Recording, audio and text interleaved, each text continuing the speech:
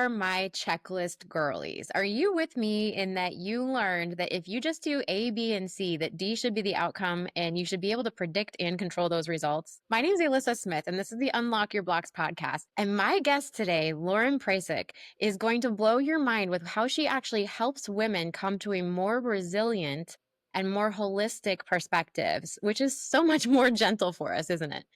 Lauren is an integrative psychiatry expert, women's wellness educator, and board certified nurse practitioner running a women's clinic in San Diego, California. Her passion is helping high achieving women with busy, ambitious brains find clarity and wellness through precision medicine. Doesn't that sound amazing? Nutrition and lifestyle. Connect with her on Instagram, and we will put all of her information in the show notes that you can actually just go straight there and follow her because you're going to love what she has to say today. Lauren, thank you so much for being on the show. I'm so happy to have you here. You're so welcome. It's my pleasure to be here. So you and I met a little over a year ago at a conference for high achieving women where we were learning how to sort of like slow down and take a minute and really dream big and allow our nervous systems to acclimate to bigger things. Now, you have this whole medical practice at this point, and you are just doing amazing things with it. I know that that's not always where you were, though. What you're doing now is different from where you started. So would you mind walking the listeners through how did you get to where you are and what is it exactly that you're doing right now? Yeah, so I had kind of an unconventional journey. Initially, in my youth, I started out in finance and was living in Chicago, working with the Chicago Board of Trade, and ultimately lost my job when the market took a turn for the worse around 2008. And that was a time for me, though, to say, is this really what I want to be doing for the rest of my life? And I took a chance after a lot of thought and made the decision to go back to school and completely change my career path and trajectory. And so I went back to school for nursing initially, and then went into grad school and post grad work and became a nurse practitioner. And have been doing that for over a decade now, which is kind of wild. But I moved out to California. I was working in Los Angeles and then went down to San Diego. And, we all recall COVID. And for me, I was at the time working in the hospital system 5 days a week and experienced a lot of burnout, to say the least. And I think anybody in healthcare or anybody at that time can understand that there was so much going on. And what was born of that was finding that people wanted more than just a pill or prescription. And when we were discharging them from the hospital, there wasn't a lot of places to send them to. And so I had a couple colleagues that were working with me at the time at the hospital, and we started brainstorming and made the decision to kind of do like a side hustle, like a little passion project, if you will. We are still working full time in the hospital, but we're taking patients on an outpatient basis. And it started growing because so many people were looking for something more and something different. And so, yeah, that was back in 2019, and we've continued on, and I've sort of morphed it into a women's wellness clinic. So I only see women and young women in this setting. And it's been really fun because for the most part, I'm right there along with them, trying to make it through life. And, we're all learning, we're all trying to figure out how to feel our best. And it's been a great growth opportunity. And I meet so many cool women doing this. So that's where I'm now. That's incredible. And I just love the pivot. Like, can we just take a minute for like finance industry, whoosh, like all the way to the medical industry, going back to school, getting licensed. All of that is amazing to me. That Thank you. must have been, yeah, it's incredible. And I love your passion, and I love your reason for doing it is to just really provide something for people. And then taking what you saw during COVID and during your hospital days and being like, okay, there's a need here. And essentially, I think high performing women in general, we are the ones who are out there doing the research. We're like the self-help queens. And if we don't see something, then we want to provide it for people. And I just love that. Yeah. So I can imagine that as you are working with high performing women who might have mindsets about the outcome of, because I think for me, my holistic wellness journey has been just fraught with ups and downs, just extreme symptoms. And particularly, and I'm curious if you see a lot of things and what your perspective is on trauma related illness in the body. And because I think that there are for me in my life, I had specific sort of ongoing, not exactly chronic, but sort of chronic symptoms that began at the time that I had the most trauma in my life in the last, around 10 years ago. Mhm. And so for me, it's been this journey to really, really advocate for myself because traditional medicine doesn't typically offer that. I just was talking with a colleague a couple days ago, and she was like, we were having this conversation about how nice girls have a hard time being unfriendly, even when it's merited. And she said, I just have this unfriendly mode that I turn on when I go to the doctor. And I have a great holistic doctor at this point, but so I can't imagine like going in and not being friendly to her. But my friend is in the traditional medicine industry, when she goes and gets her checkups or her kids' checkups. And she said she's used to being talked down to. She's used to Yeah. feeling like she's a number. And she just turns on her unfriendly mode because she doesn't want to exhaust all of her energy in trying to be friendly and send her energy out when it's just going to be shut down that way. Yeah.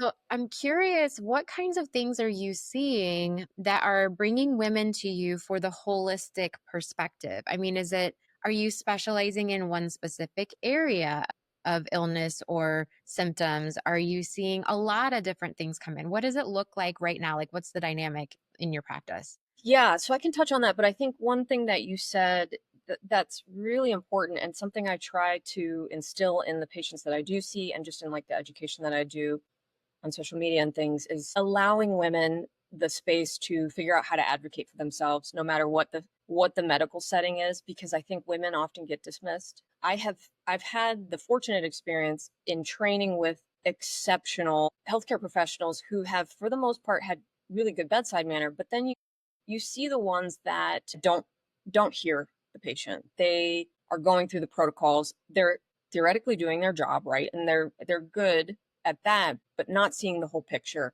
And so when you see those things and you see people that are frustrated and they feel like their questions aren't answered, they leave an appointment feeling rushed and like, wait, what am I doing? And that was really where I was like, there's got to be something more, something better. And I myself, as even like as a young woman, you want to go into an appointment and feel empowered and feel hopeful when you leave. And that was also part of my own personal experience where I thought, I didn't get anything out of this appointment. I have no idea what's happening. So as I transitioned out of the hospital, before I sort of niched down this setting, we were just seeing people coming out with psychiatry needs. So depression, anxiety, sleep disturbance, PTSD, things like that. But then I went and because I was really interested in the integrative piece, I went and did a fellowship for integrative medicine and mental health. And that is when I made the pivot to really niche down and support these women that I was seeing come through the clinic who wanted more of that experience. And so that incorporates things like I do a lot of perinatal work. So women who are trying to conceive, who have conceived, or if there's any postpartum needs, I do that. I love that patient population. And then more recently, I've been doing the HRT situation for perimenopause and addressing women's needs as they start to make that transition and just feeling the best you can because life doesn't stop after 35. Amen to that. And can I just say, I've had two separate conversations with two different people in the last 24 hours on, I'm trying to even remember.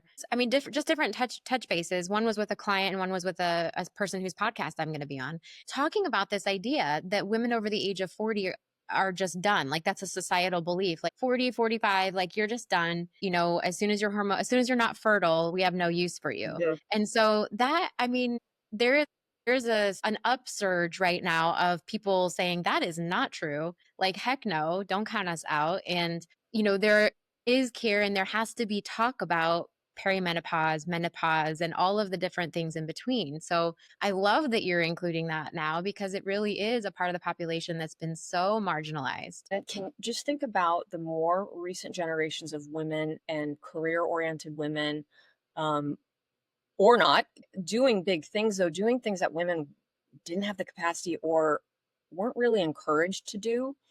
After 35, you are still viable in so many ways. And so I really believe in what are we doing to help people thrive after this cutoff of 35. And so that's been my more recent passion piece there. Yeah, it's important. So I keep love spreading that. the word. Yes, will do. Absolutely will do. Okay, so looking at the journey that you've been on with patients, clients, all through the years, we talk a lot about self sabotage on this show, and we talk about procrastination. We talk about perfectionism. I mean, I'm a little checklist girl. Like, I Same. love a good checklist. Like, I want to know that I'm doing it perfectly and then I got the results. Like I want to have something to show for it, you know? So I'm curious, what kinds of sabotage do you see, if there is any, across your clientele that especially as a, okay, hold on, I'm going to get this wrong. Integrative psychiatry expert. I have never heard those words together and I love it so much. You can just, or integrative psychiatry.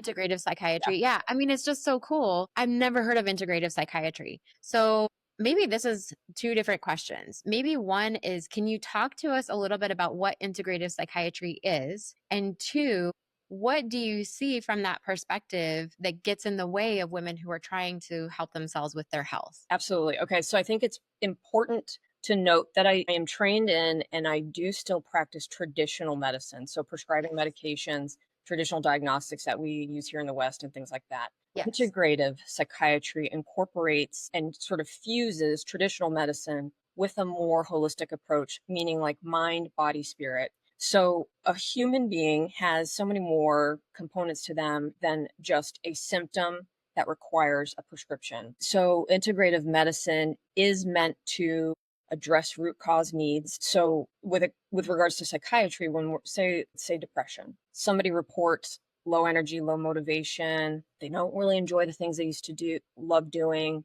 maybe they can't sleep, maybe they're sleeping too much. All these sorts of symptoms often have an underlying root cause. It could be a nutrient deficiency, it could be a thyroid issue, it could be circadian rhythm, sleep wake disorder happening. So, what we do in integrative psychiatry is really dive into what is happening, that all these other symptoms that, yes, look like and sound like depression, um, and helping them to resolve the depression and then also the underlying causes so that maybe they move forward in a different way. Sometimes that does include a prescription, sometimes it includes a completely different approach and just restoring nutrient needs. We do lab work.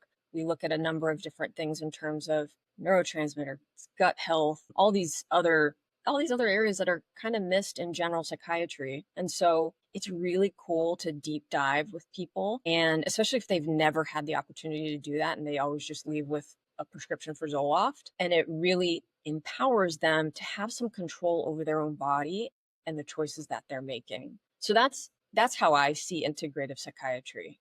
Um,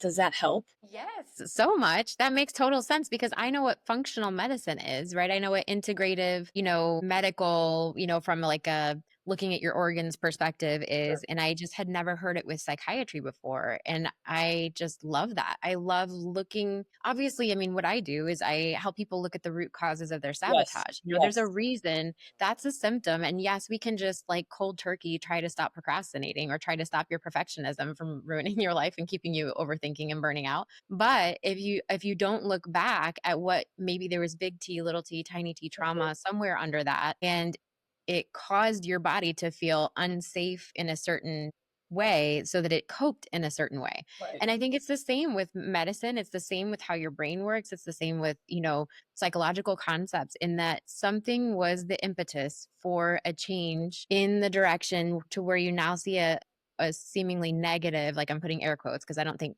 symptoms are negative, but Okay. an uncomfortable symptom, right? Or maybe one that's irregular.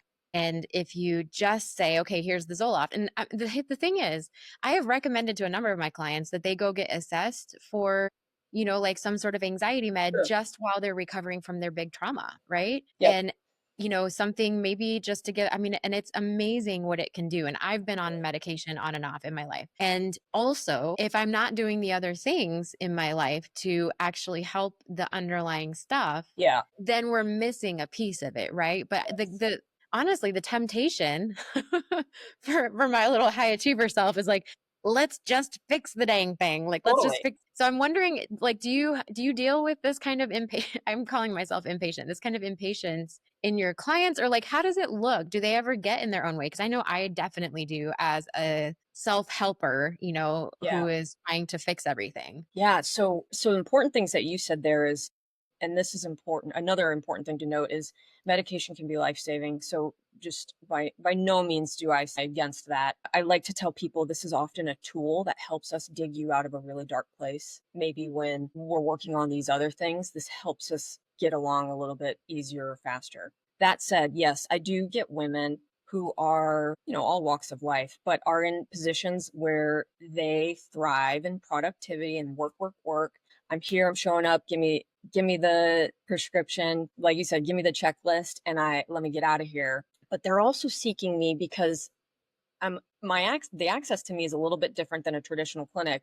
I think that they truly do come because they want a little more. They read my profile, they see what my work is about. And I think a lot of times I can feel when they're like kind of silently saying, push me, give me something different. And so when I reflect on the years of clinical practice and experience, I find that, the central theme is life is hard, right?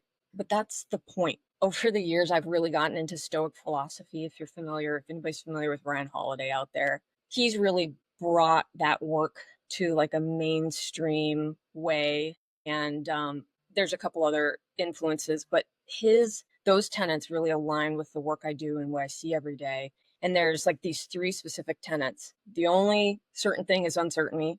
Pain and struggle will always be a part of life, and you have to have work. This is the condition of being a human. And so for like work, that doesn't necessarily mean for financial gain or something like that. It can, but our bodies need physical work, our brains need work, our spirits need work. And so no matter how old somebody is or what the background is, we have to be working for something to find that purpose and meaning. And so these are themes that show up in different ways, but when we really push and just want that quick fix, we're never getting to like a little bit of a deeper piece there. So I tell people up front when we're doing their initial evaluation, that nothing I share with you and nothing that we're going to work on is going to be like magic and unicorns in 3 weeks. So I know, right? But I try to be clear. And the cool thing is, if that's not for them, then they can choose a different provider for sure. But I also outline like, hey, we're going to really focus on things that help you grow and flourish and thrive in a new way. So yeah, that's where I see a lot of self-sabotage, but people are willing to like come around and accept that. That's amazing. So do you find that do you have to point that out? Because I feel like I've had to have that pointed out to me that, hey, you're really looking for results rather than the journey of it. And, when I first started working with a functional dietitian a couple of years ago on my gut health, I was like, here's my symptom. I just wanted to stop. And Totally. Yeah. Yeah. she's like, all right, we're going to try a bunch of things. I needed to get a bunch of labs. Eventually we're going to get to this. But she's like, it's going to be like 6 months to a year for us to really ease your system into this new way of living, new way of eating. And it was like, just don't, it sounds so hard. But now that I'm on this side of it, it's like, wow, that rewired years of, Mhm. trauma, years of me using my body in ways that it just couldn't sustain. Honestly, as a high achiever, can get to that point of burnout where we just Yes. push and there's our adrenals are washed out and Yes. our intestines can't do anything. It's like all of that. And I never even knew that that was happening to me. Do you ever have to like have the come to Jesus moment with your Yeah. client and be like, What I tell people is it took you years to get to this point, to seek this kind of treatment, to feel this way, to get to a point where you can't do it anymore. It's going to take some time to rebuild and nourish and get you to a different state. And I'm like, you may not feel anything for 90 days. When we're talking about nutrition and things like that, it takes a while. And that's where this is the hard part. Small, tiny actions, it's especially critical when somebody's coming to you and feeling terrible. They're feeling like the lowest of low. I never give this grand, like, plan where we're going to overhaul your life, because that will never work. And so, really encouraging these small, tiny actions. You've heard the saying, like, what's the next right action? What's the next right? Just small steps forward exponentially change somebody over time. And that's what's significant. And so helping people identify these small ways, these small actions that can really move the needle is like the crux of the work. But there's so much freedom in that when somebody starts to build on tiny habits. And it could be as small as, let me think, putting your multivitamin by your toothbrush. I think that's one of the big, like, I can't remember my supplements. I can't remember my meds. What do you do every day? Brush your teeth. Just put your little thing right there. And that starts to build that neural pathway. And you say, every time I brush my teeth, I take my multivitamin.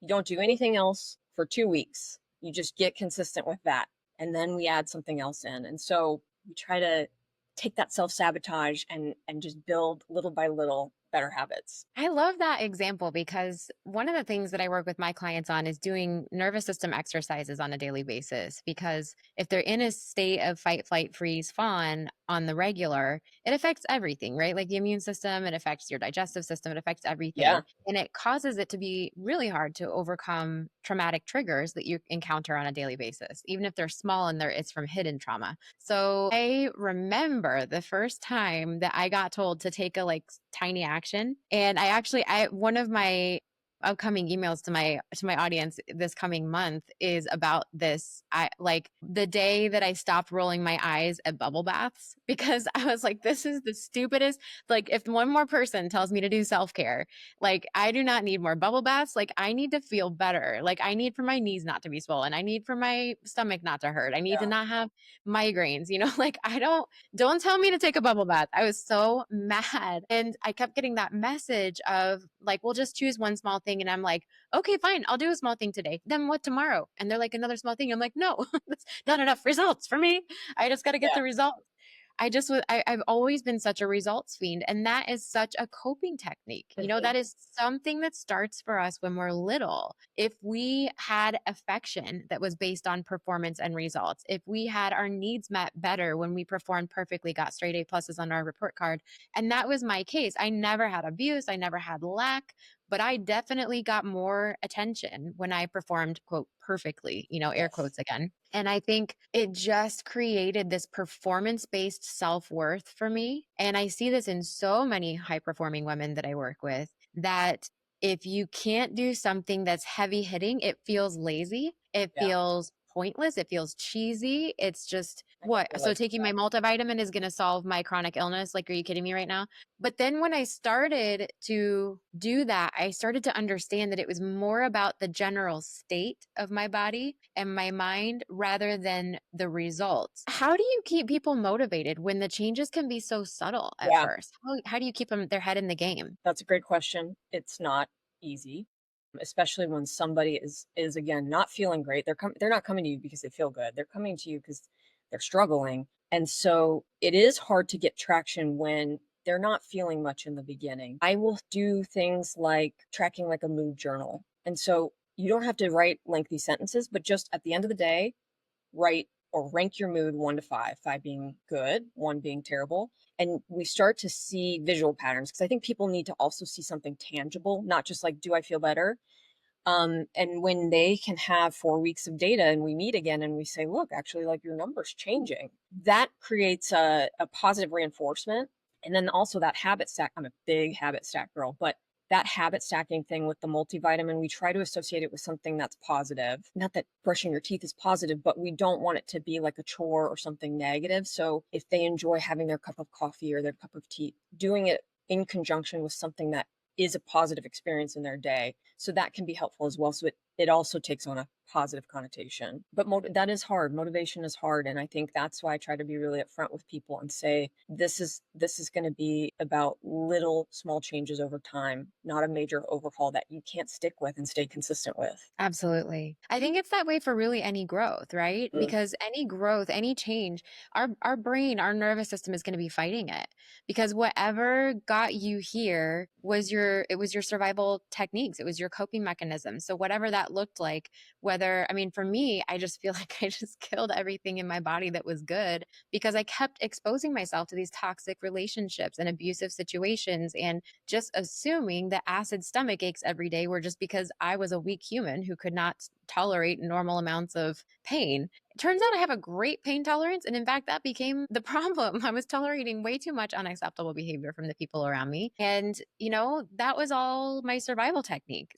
if and that's because my brain, my nervous system Yeah. were telling me, stay safe, do these things, please your way to safety, fall on your way to safety. And then when I started looking at anything else, literally anything else, it started to force me to focus on what I was actually feeling rather Mhm. than trying to fix, fix, fix, fix. And I think for me, one of the big things, okay, so I love habit stacking, obsessed. Like Love it. that's I like I started like 2 years ago with this app called the Fabulous app. Have you heard of this app? Oh, no. It's so good. They have all the Stoic teaching and stuff. Okay. They have like little journal entries every day. It's really fun. But I started with that app and I started just they have you only start with one habit a day. And it has to be that you're going to drink water in the Oh, I morning when love you wake that. up. Yeah. So you have a cup of water and so they gear all of their teachings and it's little bite-sized things, because I'm, at first I could not have tolerated Right. an in-depth anything, but it's like, okay, we're going to just start with the glass of water. I'm like, yeah, but I already drink water and I want to journal and I want to meditate and I want to like Yep. me, the high achiever that I am. And so it's like, okay, fine, I'll just drink water. And so then once you go a certain amount of days and you check it off every morning, which high dopamine hit every time I check the Totally. box. Like, Totally. all right, let's just be honest. There's a little song and everything. Okay, guys, like really, I mean, this is what we do this for. But so they had you lay out the drink the night before. So you put your glass of water on your nightstand. So the first thing you do when your head pops off the pillow is you go reach over and grab your drink of water. And so then there were some other things I wanted to incorporate. But literally, if you don't make it the path of least resistance, Yes. Yes. it's not happening, man. Your system will just not tolerate the change. So I love what you're saying about creating the habit stacking and pairing it with something positive. I love the actual writing down, like tracking the mood journal. Oh my gosh, so good. What the People one of the things people roll their eyes, but I'm like, can you work with me and let's just do this? I tell them we have to gather data. High achievers love data. I'm yes. like, we're gathering Will there data. be a chart? Are we doing a spreadsheet later? We're just gathering some data and we can review it. And but that's the visual that they need, and that works well as a lot. So yeah, So good. yeah, That's so good. One of the things that I actually ended up creating for the members of my membership is a daily wins worksheet because it's like this when you are healing from trauma. A lot of things, especially if you regularly experience triggers, you might not catch that you're actually being really productive during your day mm, or that you had a moment that's worth celebrating unless you sit in the evening and you kind of think back. And I love the mood tracker for that reason that you can actually give them data. And I love that you're giving like a number from 1 to 5, like let's look at the yeah, numbers. The numbers are changed. It's like a made up, it's yeah, not totally. anything, right? Like I can play this game too. Yeah. So this is the number that, we're looking at. But it makes such a difference, Yeah, especially if you are having trouble slowing down and listening to your body. And I think for a lot of high achieving women, like most of the women that I am in circles with in person, in my state, most of us see functional medicine doctors I or love that. see integrative medicine doctors. And we all like take turns trying to find the next practitioner, and then we pass it along to everybody. And it's hard to find in the Midwest. I'm s- But one of the things that in the beginning it was like go big or go home, like I don't do anything halfway. And so to really find what it took to motivate myself and to motivate my clients, then I had to look at things like what kind of data can we be looking at, and then I keep track for my clients of like, okay, hey, last time this trigger hit, this is the belief that you said that you were ascribing to, and then this time it doesn't sound like it hit you like that. Let's talk about what you did. And most of the time, that's nice. it's that they slowed down in Mm, between and they paid more attention to themselves. They did little things each day that took care of them, and their nervous system just felt safer the second time around with that trigger. So, this little stuff love does that. add up. But man, it took me the longest time to even tolerate the idea. I was talking to one of my members the other day, and there's a specific vagus nerve exercise that I teach. And it just calms the nervous system. It bypasses your rational mind, and just like it's super simple. And she said, what do I do if I feel like it's so cheesy? And I was like, girl, I hear that. Do it even more.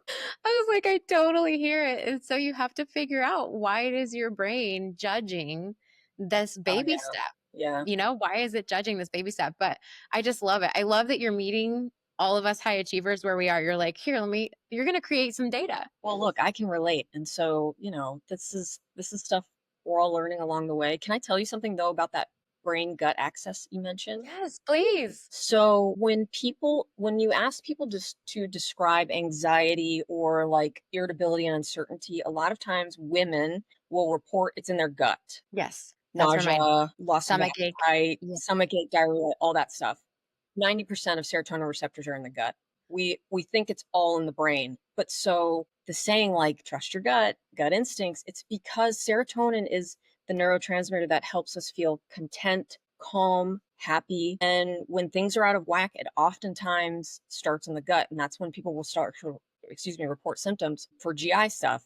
And kids, because they don't have the language to articulate anxiety, that's why you see kids who have anxiety going on or social separation stuff, they'll complain of stomach aches. Wow. So that is something that I don't think people really know or understand a lot about. And I love sharing those things.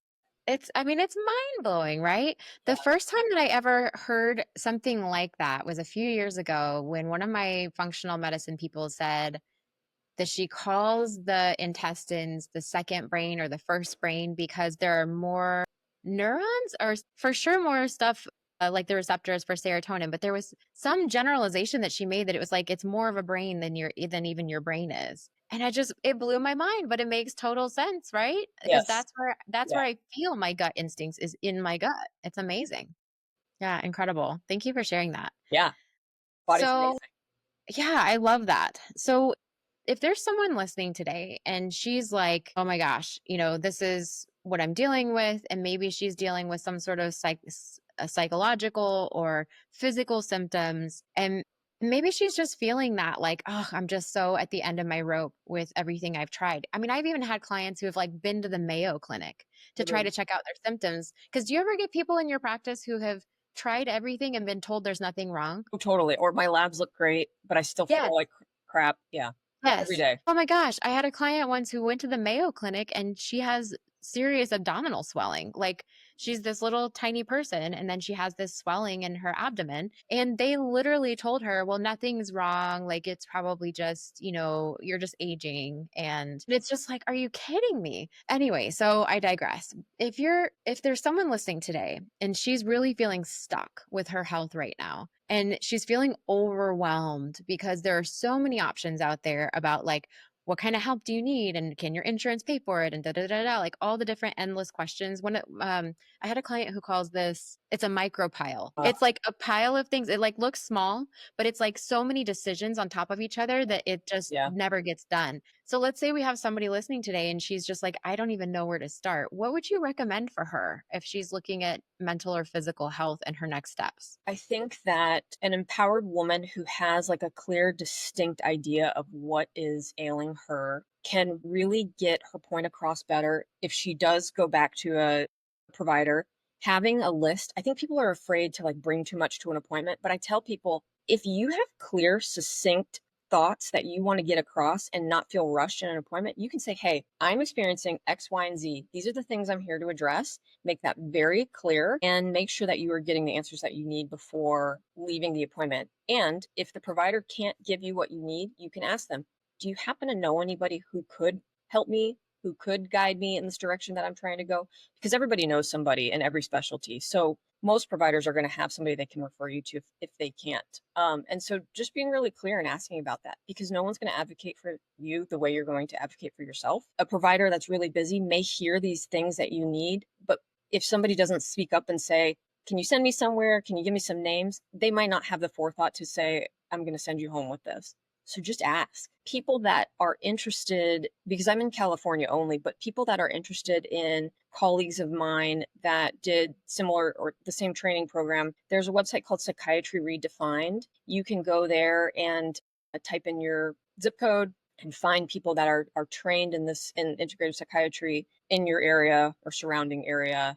We're all over the US. And so there are like-minded providers out there. And with the advent of telemedicine, it does open up access to so many people, which is really nice. That's fantastic. Yeah. Great. I love that. So those are good next steps for anybody who's feeling stuck right now. I love that. So I'm going to wrap us up. I can't believe we're at the end of our time now. Yeah.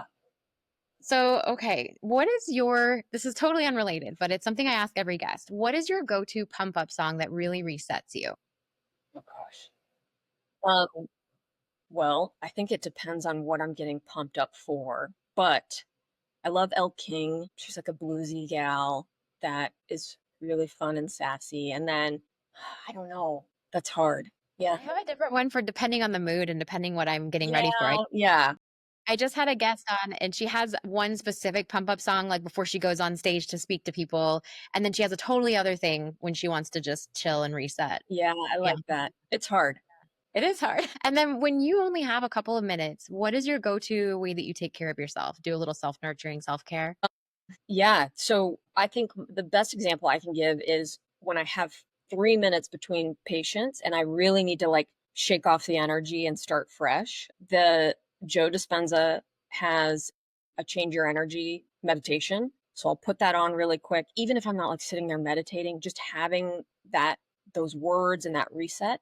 And then I spray Palo Santo spray to, Nice. and I just do deep breathing and keep going. I love it. That's so good. And I think we have to have those little sensory experiences. You know, Yes. you're listening to something, you're doing the breathing, you have the smell. It's so good. And I tell people just nurture your five senses, you know, because Yes. There even you making go. a cup of your favorite tea or something like that, it's like smell, sight, taste, you know, it's all the different senses. And I think as many senses as you can evolve, it's a really good thing. That's exactly right. Yeah. So this has been amazing, Lauren. Thank you All so right. much. You're So so we've welcome. got your Instagram and we've got your website in the show notes. Are those the best places that people can find Yeah. you? Yeah. Okay, awesome. Thank you so much for being here. I just so Thank you. appreciate you. This has been a great conversation. Thank you for everything you're doing. Absolutely. So, everyone, I hope this was really helpful for you. And until next time, take such good care of yourself.